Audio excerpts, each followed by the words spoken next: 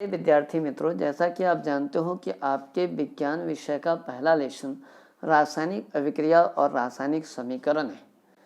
लेकिन इस लेसन को पढ़ने से पहले तत्वों और यौगिकों के प्रतीक चिन्ह और उनका जो यौगिक का नाम हम किस तरह से लिखते हैं, इसके बारे में पहले मैं आपको जानकारी देना चाहता हूँ। मैं चंदन सर, रोज बड़े स्कूल से आपका स्वागत करता हूँ। तो सबसे पहले हम लोग तत्व और इसकी संयोजकता के बारे में जानेंगे, क्योंकि बिना तत्व के प्रतीक चिन्ह और संयोजकता को जाने हुए आप किसी भी यौगिक का नाम सही ढंग से लिखने में सक्षम नहीं होंगे। तो यहाँ पर जो आपके लेसन के रिगार्डिंग कुछ एक इम्पोर्टेंट महत्वपूर्ण तत्व हैं, उनके नाम दिए गए हैं, उनके प्रतीक चिन्ह दिए गए हैं, परमाणु संख्या दी गई है और उनकी संयोजकता दी गई है। जैसे हाइड्रोजन का प्रतीक चिन्ह होता है कैपिटल लेटर H, परमाणु संख्या होती है 1, इसकी संयोजकता होती है 1। आप याद रखेंगे 3 चीज: तत्व का नाम, प्रतीक और इनकी संयोजकता। ये मुख्य रूप से आप याद रखेंगे।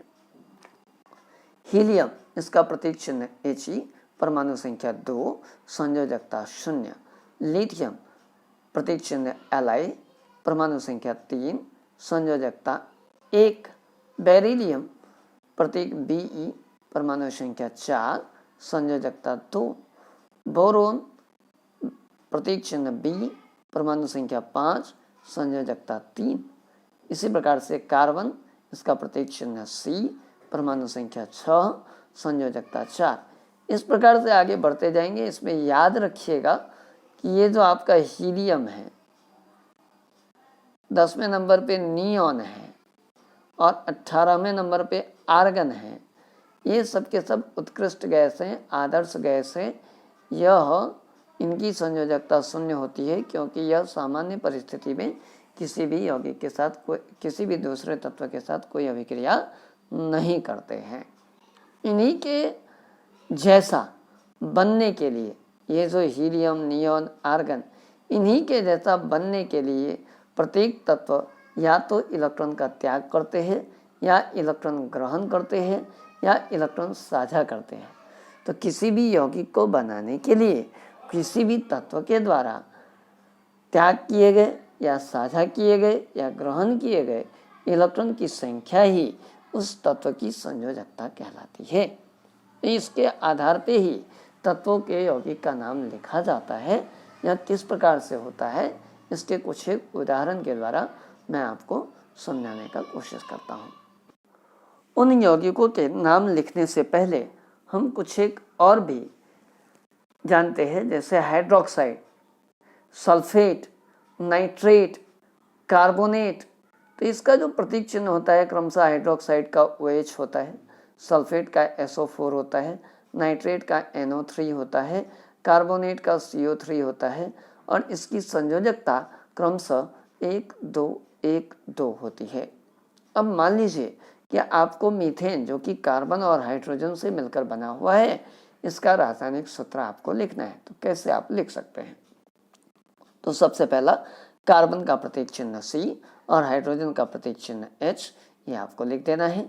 इसके नीचे, कार्बन के नीचे कार्बन की संयोजकता लिख देनी है, हाइड्रोजन के नीचे हाइड्रोजन की संयोजकता लिख देनी है और बाद में इस संयोजकता का क्रॉस मल्टीप्लिकेशन कर देना है, त्रियक गुना कर देना है।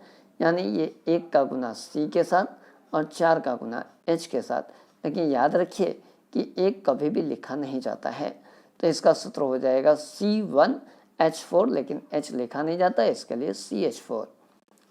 दूसरा, जिससे कि आप लोग अच्छी तरह से परिचित होंगे, पानी किससे मिलके बना हुआ है? हाइड्रोजन और ऑक्सीजन से। तो इसके आधार पे आपको क्या करना है? हाइड्रोजन का सिंबल H लिख देना है, ऑक्सीजन का सिंबल O लिख देना है।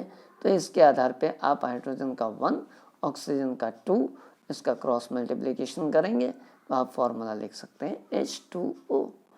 इसी प्रकार से सोडियम हाइड्रोक्साइड है, तो सोडियम के लिए हम लोग रिप्रेजेंट करते हैं Na से, हाइड्रोक्साइड को रिप्रेजेंट करते हैं OH से। Na का जो संयोजकता होती है वो 1, OH का भी 1, दोनों का क्रॉस मल्टीप्लिकेशन NaOH हो गया। जैसे अमोनिया है, अमोनिया किससे मिलके बना हुआ है? नाइट्रोजन और हाइड्रोजन से। तो नाइट्रोजन के लिए हम लिखते हैं N, हाइड्रोजन के लिए लिखते हैं H।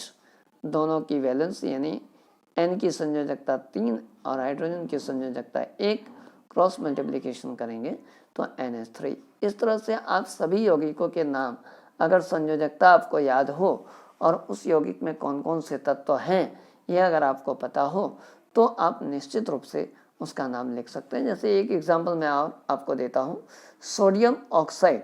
तो सोडियम ऑक्साइड अगर लिखना है तो सोडियम को Na से रिप्रेजेंट करेंगे, ऑक्सीजन को, ऑक्साइड को O से रिप्रेजेंट करेंगे। इसकी संयोजकता सोडियम की और ऑक्सीजन की लिख देंगे। सोडियम की 1 होती है, ऑक्सीजन की 2 होती है। इन दोनों का क्रॉस मल्टीप्लिकेशन करेंगे तो इसका जो फॉर्मूला है वो हो जाएगा Na2O। इस तरह से अगर आप संयोजकता को याद रखते हैं, उनके प्रतीक चिन्ह को याद रखते हैं तो किसी भी यौगिक का नाम आप लंबे समय तक याद रख पाएंगे, सही तरीके से लिख पाएंगे।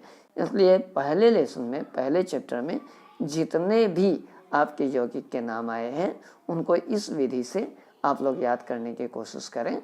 बाकी मैं आपको निश्चित रूप से अगले वीडियो में उन सभी के नामों की किस तरह से लिखते हैं इसके बारे में जानकारी दूंगा। Thank you so much.